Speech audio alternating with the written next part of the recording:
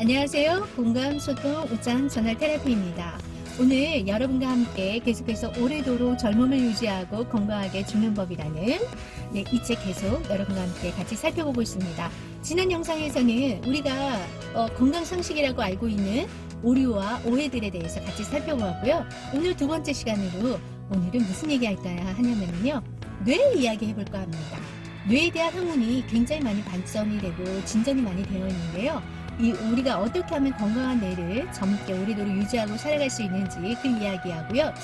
두 번째는 여러분 혹시 주변에 관절은 세월이 흐른 만큼 많이 써서 닳기 때문에 의뢰 나이 들면 관절 수술, 관절염은 그냥 찾아오는 병이야.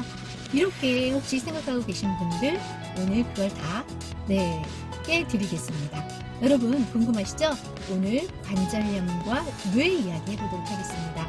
우리 모두 그 건강한 삶을 향한 질주를 지금부터 시작해 보겠습니다. Let's go! 네, 여러분 먼저 관절염 이야기 먼저 해보도록 하겠습니다. 이 저자는 심장 수술하시는 전문의셨잖아요. 그래서 항상 심장을 이렇게 하기 전에 엑스레이를 찍잖아요. 근데 그 심장이 이 척추 뒤쪽에 붙어 있기 때문에 같이 찍으면 척추까지 뼈까지 같이 드러난다고 해요. 그래서 항상 몇 년을 이렇게 지켜보면서 심장 수술하러 온 사람은 관절이 뼈에 이상이 있고요. 그 골다공증이나 관절염, 무릎 이런데 척추 이런데 문제가 있어서 오신 분들은 꼭 심장이 안 좋더라는 거예요.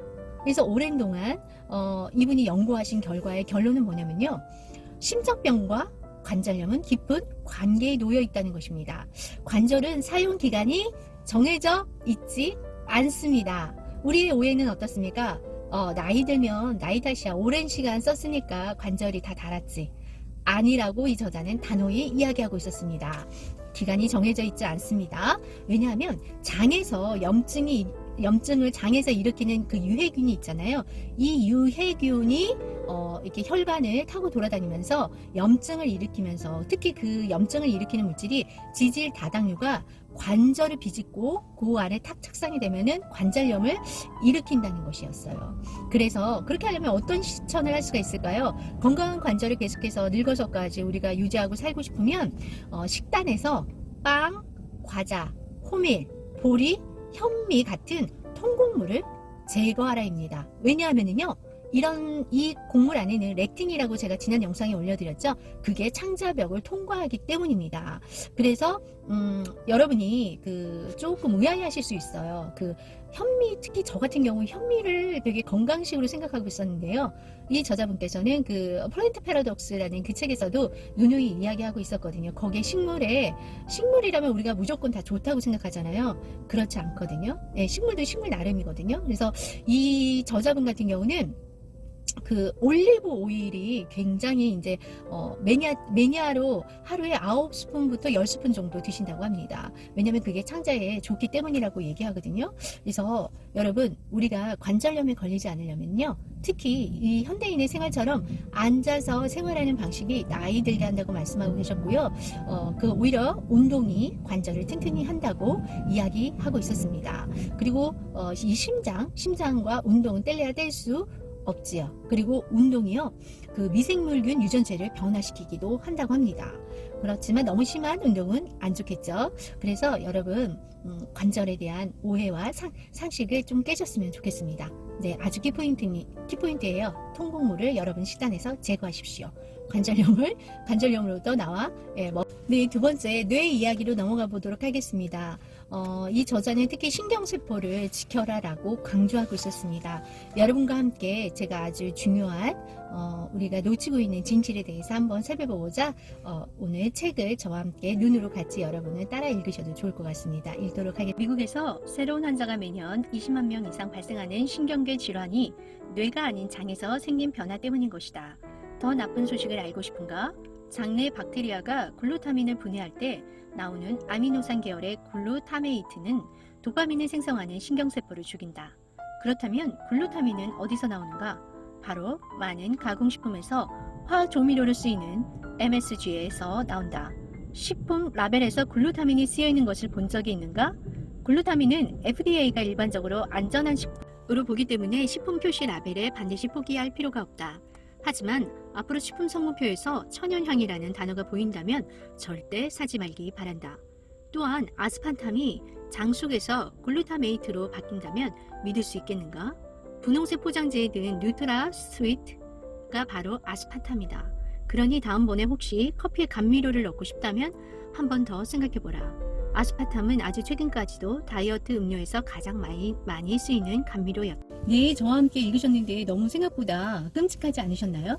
저 같은 경우는 날마다 이제 밖에서 외식을 점심에 먹기 때문에 아무래도 외식하는 음식에 MSG가 연결이 되어 있잖아요. 그러니까 저도 이 챕터를 읽고 되게 끔찍한 생각이 들었습니다. 그래서 이 저자는요, 그렇다면 우리가 뇌에 굉장히 좋은 음식이 어떤 것이 있는지 열거해주고 있었는데요. 여러분 기대하세요. 견과류가 그렇게 좋다고 합니다. 견과류를 일주일에 2회 정도 섭취하면 건강한 뇌를 유지하는 데 도움을 받을 수 있다고 이야기하고 있었고요. 그리고 실제로 또 두 번째는 올리브유를 먹인 쥐들에게 실험을 했는데요.